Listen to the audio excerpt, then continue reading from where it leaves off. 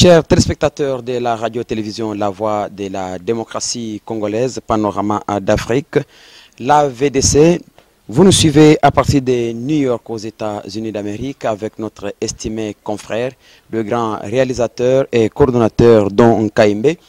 Nous vous présentons nos vœux le meilleur pour l'an 2020 qui s'annonce que cette année soit une année de prospérité dans toutes vos activités. Je suis Raphaël Tchananga à partir de Kinshasa en République démocratique du Congo. La coalition Lamuka, à travers son coordinateur Adolphe Muzito, qui est un ancien Premier ministre de Joseph Kabila, a tenu un meeting à Goma dernièrement, avant la fête de Noël, et a demandé à ce que le président de la République honoraire Joseph Kabila soit mis en exil, soit arrêté, pour que la paix revienne totalement au pays. Pourquoi? Parce que ce dernier s'immisce le plus souvent dans la gestion de la chose publique et que le président en place, Félix Antoine Tshisekedi, ne s'est pas dirigé correctement suite à cette ingérence de Joseph Kabila dans les affaires de l'État. Et cette situation n'a pas laissé indifférents les différents cadres de l'UDPS comme la population congolaise. Nous avons eu à joindre Maître Mokumaï Fonch, qui est cadre de l'UDPS, et avec lui, nous avons tenté de trouver un point d'accord sur cette action et sur ces déclarations d'Adolphe Muzito. Avec lui, nous avons aussi passé en revue la situation actuelle du pays, et vous vous souvenez que le même Adolphe Muzito avait dit que pour que la paix revienne dans l'est du pays, il faudra que l'armée congolaise lance une offensive, soit que la RDC déclare une guerre contre le Rwanda, que les rebelles de l'ADF et les autres soient poursuivis jusqu'au Rwanda et que l'on annexe le Rwanda à la République démocratique du Congo pour que la paix revienne. Nous demandons à la réalisation de nous balancer l'élément que nous avons eu avec Maître Mokumaï Fonch et pour que vous puissiez suivre ses réactions. Maître Emmanuel Mokumaï Fonch, bonjour. Bonjour, Raph. Aujourd'hui, il y a une très grande question à laquelle nos auditeurs attendent une réponse de votre part.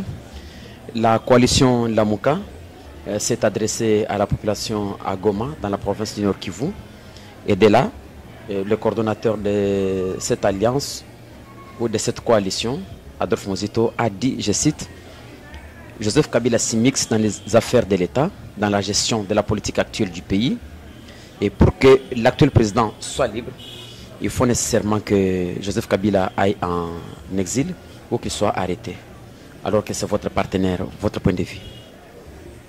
Merci beaucoup, mon frère Raph. Vous dites que les membres de la Mouka sont à Beni. Ils étaient à Beni puis à Goma. Ils étaient à Beni puis à Goma. Mais je voudrais vous dire d'abord que ces messieurs-là sont des bénéficiaires avares du pouvoir des Fachi. Ce sont des bénéficiaires gourmands du pouvoir des Fachi. Il y avait Ebola à Beni, à Goma. Est-ce qu'il s'y était rendu? Vous êtes journaliste, vous êtes fouinier. Il y avait Ebola là-bas. Le docteur, professeur Muyembe, qui a été même primé par le Japon en reconnaissance de sa scientificité, de ses recherches, a été nommé pour piloter ces comités de lutte contre Ebola. Cette commission-là a été présidée est encore présidé par le professeur Muyembe sur décision du président Félix Antoine Tshisekedi Tshilombo. Et Dr Muyembe avec son équipe sont au pas de neutraliser totalement la maladie à virus Ebola à l'est et dans toute la République. C'est ainsi que ces messieurs-là se rendent là-bas, puisque Fachi a fait du bon travail.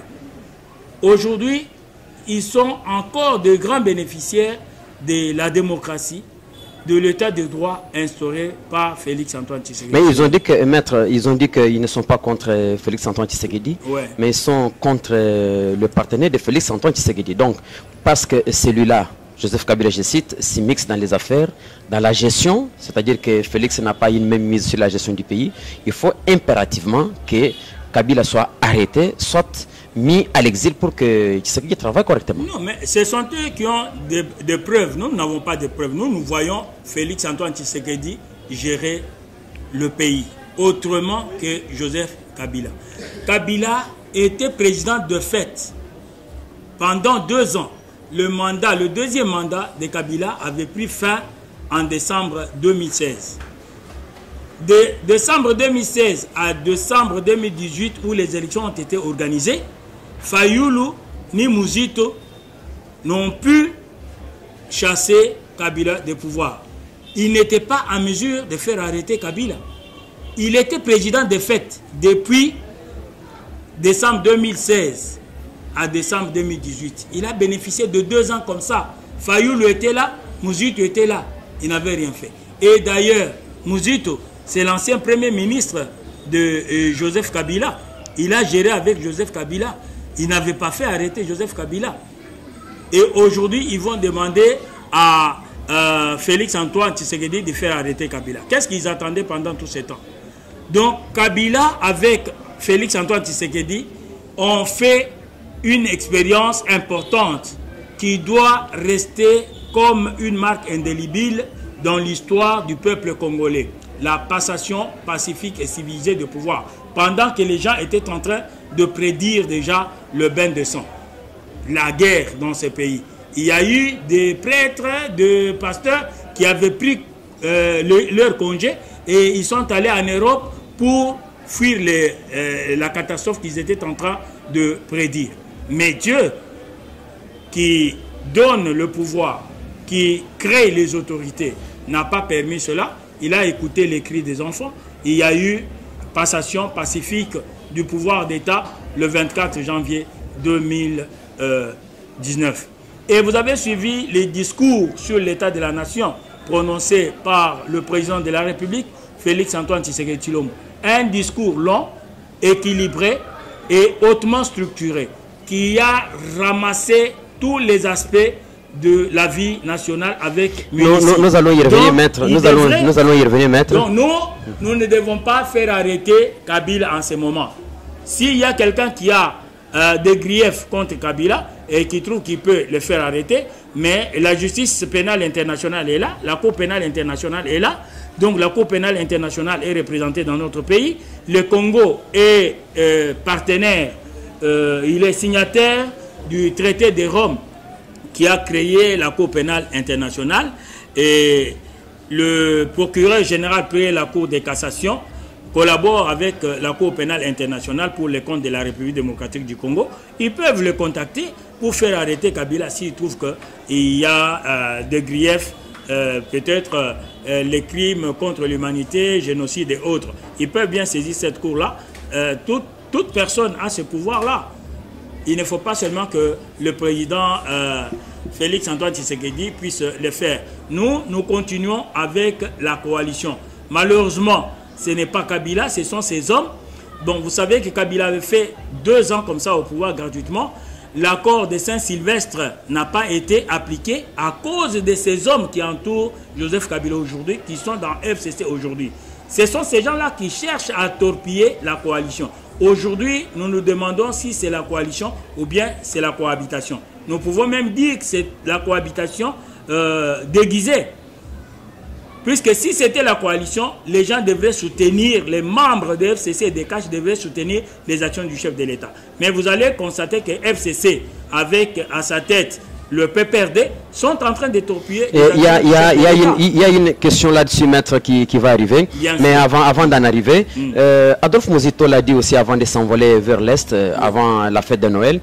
Il a dit que pour que la paix revienne à l'Est du pays, impérativement, il faut que la République démocratique du Congo déclare la guerre contre le Rwanda, que nos forces armées envahissent le Rwanda et que le Rwanda soit annexé à la République démocratique du Congo, donc il y aura la paix.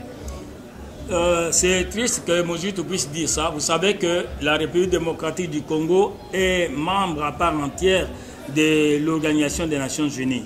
Et dans la charte des Nations Unies, il est prévu expressis verbis la coopération, la diplomatie entre les États. Donc les États doivent entretenir entre eux les relations d'amitié. C'est ça la diplomatie, ce ne sont pas des relations de guerre. Mouzito, en disant ça, il a également étalé certaines insuffisances que nous pouvons déplorer. Je crois que la diplomatie peut résoudre beaucoup de problèmes. Le président Fathi l'a prouvé en donnant son bilan devant les congrès. Mouzito était inspecteur général des finances. Il est parti de l'inspection générale des finances au ministère du budget grâce à son oncle, le feu Antoine Kizenga Fundi. Kizenga Antoine avait fait de Mouzito ministre des budgets et Mouzito avait présenté les budgets les plus médiocres de tous les régimes. Mais grâce à la souplesse et à la sagesse de Vital Kamerhe qui était président de l'Assemblée nationale à l'époque, ce projet-là a été réceptionné et puis envoyé à l'ECOFIN de l'Assemblée nationale pour la retouche.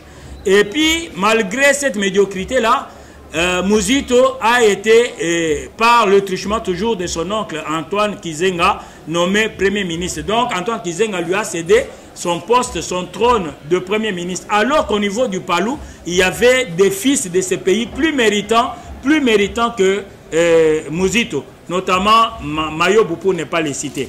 Mais Antoine Kizenga avait préféré que ce soit Mouzito. Mouzito a été Premier ministre avec plus de 600 conseillers. Même les enfants qui étaient encore à la faculté, ils étaient ses conseillers.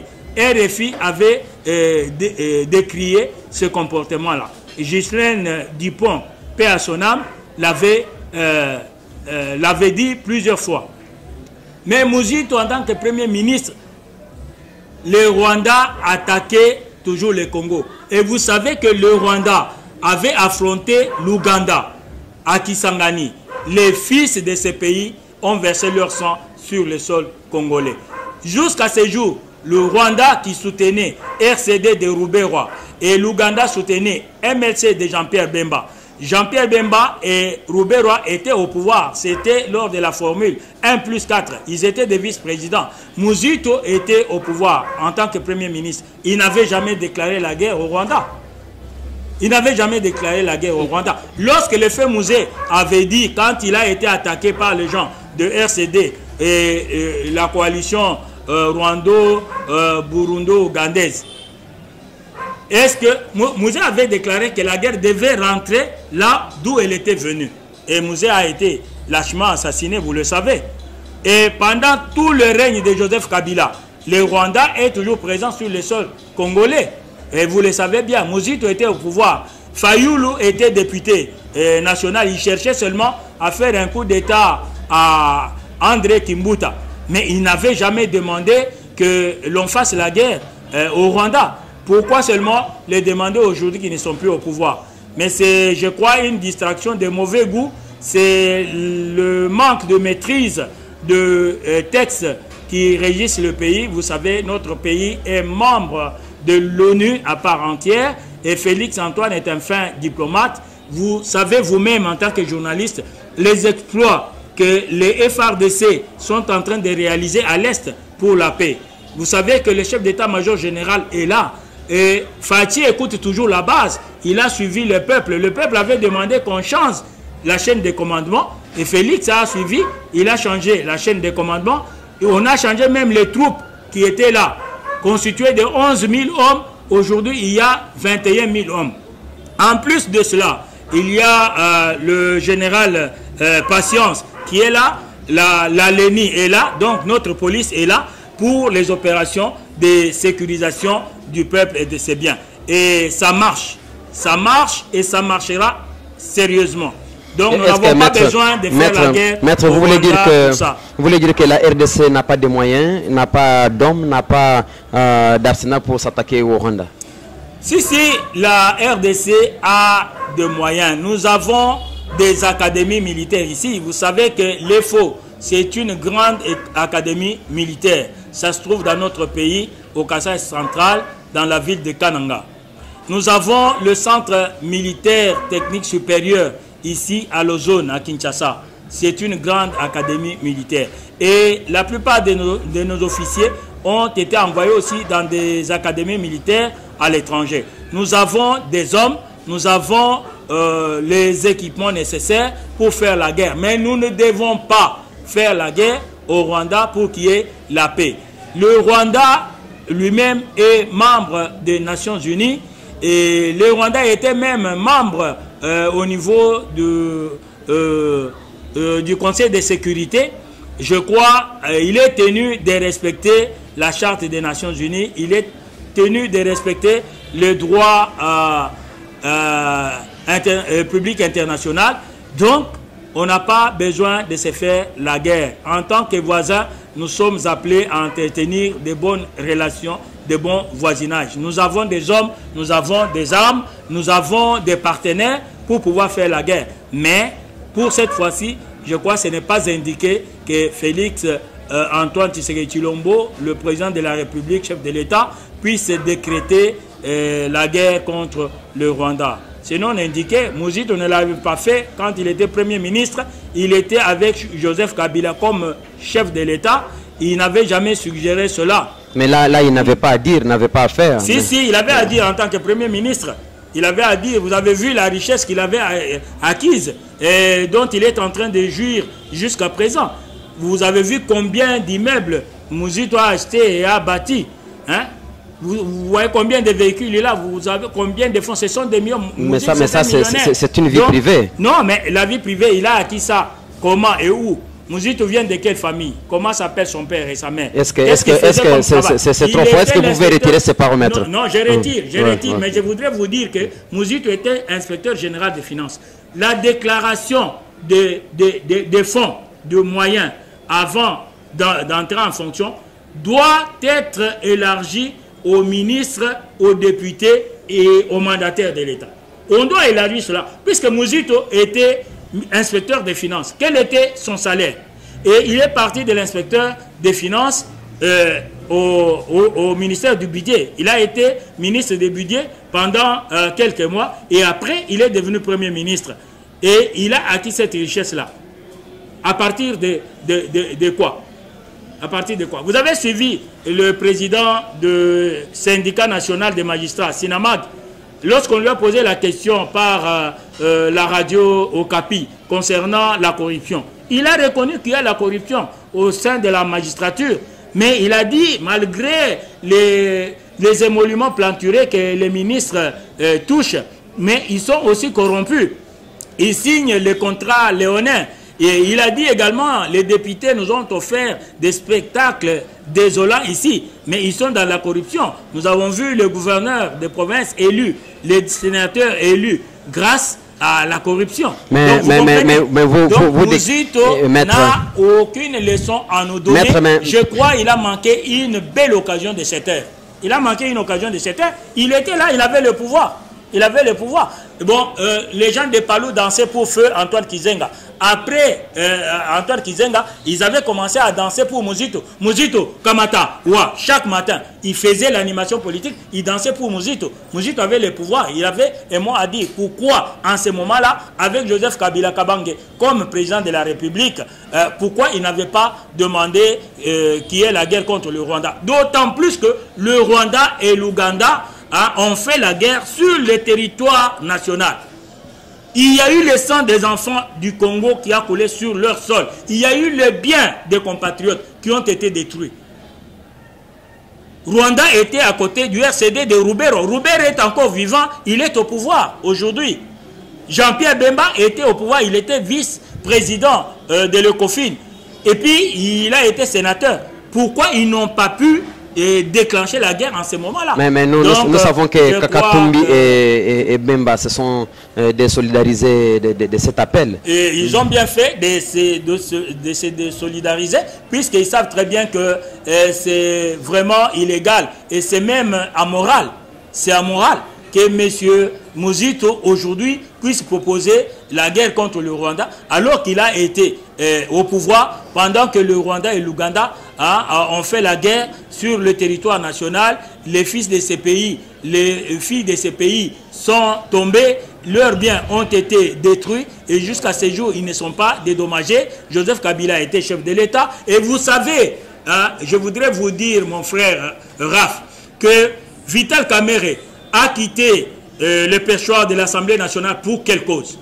Puisqu'il avait posé la question au gouvernement d'expliquer, de justifier l'entrée des troupes étrangères, notamment les troupes rwandaises, sur le territoire national sans que la représentation nationale soit au courant. Et on avait demandé à Vital Kamerhe de quitter le perchoir. Et Vital Kamerhe avait quitté. Mais Muzito était au pouvoir. Pourquoi on n'avait pas fait la guerre en ce moment-là? Le fait de demander des justifications au gouvernement, ce qui est légitime pour l'Assemblée nationale qui représente le peuple congolais dans son ensemble. Mais le président de l'Assemblée nationale de l'époque, Vital Kamerhe, a été évincé. Mais Muzito était là. Pourquoi on n'avait pas déclaré la guerre au Rwanda ou bien à l'Ouganda? Puis c'était l'entrée des troupes rwandaises sur le sol congolais. Maître, vous l'avez dit suffisamment. Vous l'avez dit suffisamment. Merci. Le peuple entend. Le peuple n'est pas distrait. Il faut que le peuple soit vigilant. Notre peuple est mature. Hein? Le feu Étienne Tshisekedi Derez, mémoire nationale, nous avait appris à chasser la peur, hein, à maîtriser la politique. Donc le peuple est vigilant, le peuple est mûr. Muzito et Fayulu sont en train de faire la distraction. Hein? Maître, je rappelle à nos téléspectateurs que vous êtes sur les antennes de la radio-télévision La Voix de la démocratie congolaise. Ouais. Nous émettons à partir de New York aux États-Unis avec notre confrère Don Kaimbe. Et avec vous, nous sommes en train de parler des grandes questions de l'heure.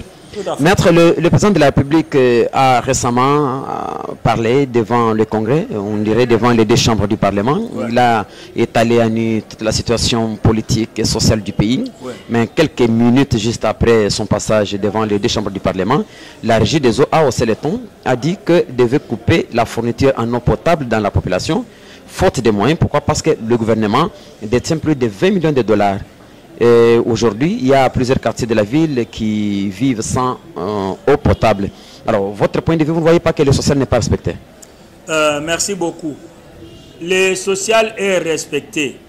Mais tant qu'on n'a pas d'eau potable, c'est grave. Non, ça, vous savez, là où toutes les rivières sont inondées de saleté. Mon frère Rap, vous savez que Étienne Tshisekedi nous a laissé un testament. Et le président de la République ne peut pas passer outre ce testament. C'est le peuple d'abord. L'eau, c'est la vie, dit la régie des eaux elle-même. Le président de la République, en tant que garant de la nation, le chef de l'État avait instruit le gouvernement pour que le ministre des Finances puisse régler cette situation. Donc, le gouvernement, donc disons l'État congolais, doit plus de 20 millions de dollars à la régie des eaux. Ça ne date pas du pouvoir de Félix Antoine Tshisekedi. Mais il a hérité le passif et l'actif du pays. Même en héritant l'actif et le passif, il a hérité les dettes. Où sont les ressources que le pouvoir kabiliste lui a laissées pour pouvoir payer? Plus de 20 millions de dollars ne datent pas d'hier ni d'avant-hier. Aujourd'hui, Félix Antoine Tshisekedi a 11 mois au pouvoir. 11 mois aujourd'hui. Lorsqu'il faisait les discours sur l'état de la nation, il n'avait que 10 mois, 19 ou 20 jours. Donc, ce n'est pas, cette créance de la régie des eaux ne date pas des 10 mois de pouvoir de Félix Antoine Tshisekedi. Et j'ai entendu même le ministre des Finances en train de se justifier malencontreusement en disant que depuis 2009, grâce au décret pris par le Premier ministre Muzito dont nous venons de parler il y a quelques minutes, dont avait fait de la régie des eaux une société anonyme. Mais bien sûr, le décret de Muzito a fait de la régie des eaux une société anonyme. Mais le ministre des Finances devait nous dire combien d'actionnaires sont membres, combien d'actionnaires la régie des eaux a reçu à part l'État qui était propriétaire autrefois. La régie des eaux a été même, la gestion de la régie des eaux a été cédée à un ami du Sénégal. C'est un Sénégalais qui avait à un certain moment géré la régie des eaux. Aujourd'hui, les DG de la régie des eaux, tout comme les autres DG, tout comme les animateurs des différentes structures, sont des gens qui étaient nommés par le pouvoir kabiliste. C'est la Kabylie qui continue. C'est la Kabylie. Et la Régie des eaux n'a pas raison aujourd'hui d'arrêter la fourniture d'eau puisqu'elle ne l'avait jamais fait du temps de Kabila. C'est que vous donnez raison à Mozito de dire que Kabila est en train de s'investir dans la gestion du pays, donc il faut qu'il aille en exil. Pas du tout, pas du tout. Nous savons très bien que la Régie des eaux, c'est une société anonyme depuis 2009. Mais jusque-là, il y a un seul actionnaire, l'État congolais. Et l'État doit payer ses dettes. En tant qu'acteur politique, l'État doit payer aussi ses dettes. Et vous en tant qu'UDPS parti au pouvoir, nous sommes UDPS parti au pouvoir, bien sûr, mais nous n'avons pas eu la majorité parlementaire. Et vous voyez les gens avec qui on est dans une coalition. Je venais de vous dire ici que c'est la cohabitation qui se couvre de la peau de coalition, puisque le ministre des Finances, il est issu des FCC. Et la plupart des ministres qui sont en train de jeter les bâtons dans la roue des chefs de l'État, du jamais vu d'ailleurs. Or, les ministres, quand on est ministre, on cesse d'avoir allégeance à son parti politique. On cesse d'avoir allégeance à la plateforme politique. On est ministre du gouvernement de la République, on est ministre pour servir le peuple. Ce n'est pas pour servir son parti politique. Mais les comportements de nos amis, c'est de refuser de soutenir les actions du chef de l'État, de combattre les actions du chef de l'État en interne, de manière à ce qu'il puisse le faire échouer. Mais je crois que le peuple est vigilant, Faty n'échouera jamais. Donc, l'an 2020, c'est une année d'action. Mais nous l'avons vu. Nous allons pointer du doigt les ministres qui sont en train de se comporter. Et là, je pense que vous allez les punir. Du PPRD ou bien du FCC, ou bien nous avons deux chefs de l'État, donc Joseph Kabila et Félix Antoine Tshisekedi. Joseph Kabila a fait 2 mandats, il est sénateur à vie. C'est fini pour lui jusqu'à sa mort. Il ne va plus revenir sur le trône présidentiel. Donc la Constitution le dit très bien. Donc il faut nécessairement qu'il aille en exil parce que le pourquoi aller en exil? Écoutez, maître. Il sait qu'il a déjà fait ses 2 mandats, il est sénateur à vie. Écoutez, maître. Il doit se contenter de ses statuts. Maître, nos téléspectateurs ont besoin de vous écouter suffisamment. Nous avons remarqué dernièrement que les travaux de ce mouton de Kinsuka ont pris fin. Et il y a eu même un programme qui a été lancé pour que cette bâtisse, cet ouvrage puisse être inauguré. Le décor était planté, mais fort malheureusement, la cérémonie a été renvoyée sine die.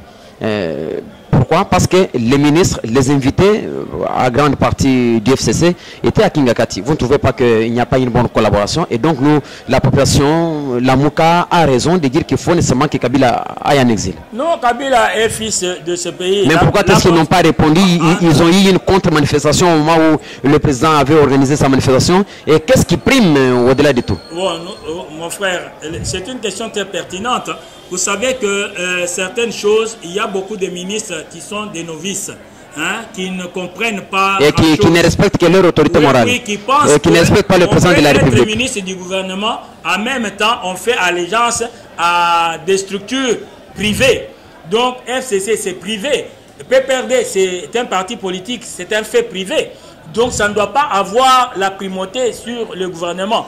La Constitution de la République interdit aux ministres d'avoir allégeance, de diriger des partis politiques, d'avoir des responsabilités au sein des partis politiques. Je crois que nous allons mettre la loi en mouvement. Le président est vraiment démocrate et un fin diplomate. Il les a suffisamment avertis. Aujourd'hui, je crois que les ministres, dont l'Assemblée du gouvernement, est en train de suivre un séminaire de 2 jours. Le séminaire a été lancé, ouvert par le président de la République. Donc ils sont là pendant 2 jours. Je crois qu'ils doivent apprendre ces ABC de la politique. Donc vous avez raison, mais Kabila en tant que Congolais, fils de ce pays, la Constitution lui permet de sortir et de rentrer dans son pays, de sortir du pays et de rentrer calmement dans son pays. Donc on ne peut pas lui imposer l'exil. Mais il doit contrôler les comportements des hommes qui l'entourent. Puisque ce sont ces mêmes hommes qui y avaient mis à plate couture l'accord de Saint-Sylvestre du 31 décembre 2016. Ce sont ces mêmes hommes-là. Donc, qui cherchent à saboter les actions du chef de l'État. Nous n'avons pas 2 chefs de l'État dans ce pays. Nous avons un seul chef de l'État élu. Donc la remise et reprise a eu lieu conformément à l'article 70 de la Constitution et le président de la République a prêté serment sur pied de l'article 74 de cette même Constitution. Donc les amis qui sont ministres, membres de FCC, ne doivent pas afficher un comportement en marge de la Constitution de la République. La Constitution appartient au peuple et le peuple s'occupera d'eux s'ils ne veulent pas changer d'ici fin février 2020. Donc ils ne peuvent pas négliger les actions du chef de l'État pour aller de l'autre côté. Heureusement que les sauts de mouton de Kinsuka n'a pas été inauguré puisqu'il est resté une voie qui devrait être parachevée. Je crois que ça ne prendra pas assez de temps. On va parachever ça. Ça sera une occasion pour eux d'être là. Ils ont honte puisqu'ils ne comprennent pas que Fachi, en ayant 10 mois au pouvoir, puisse réaliser cela, ces grands projets pour le peuple. Et qu'eux ont fait 18 ans, ils ne l'ont jamais fait, ils n'y ont jamais pensé. Ils roulaient sur des routes ici, ils allaient à Santiti, ils allaient en Europe et consorts, ils voyaient ce qui s'est passé ailleurs, mais ils n'avaient jamais rêvé un seul jour de le faire pour ce pays. Maître, je vous dis merci. Nous vous disons merci. C'est moi qui vous remercie, mon frère. Merci de votre fidélité à la radio-télévision La Voix de la démocratie congolaise, Panorama d'Afrique et la VDC. Vous pouvez nous suivre sur www.mediaforafrica.net, soit sur www.lavdc.net ou nous rejoindre sur notre page YouTube Info RD Congo. Merci à José Kapajika et Don Kaimbe pour la coordination et la réalisation. Je suis Raphaël Chananga et derrière la caméra, Théodore Bakatuila. Merci et à la prochaine.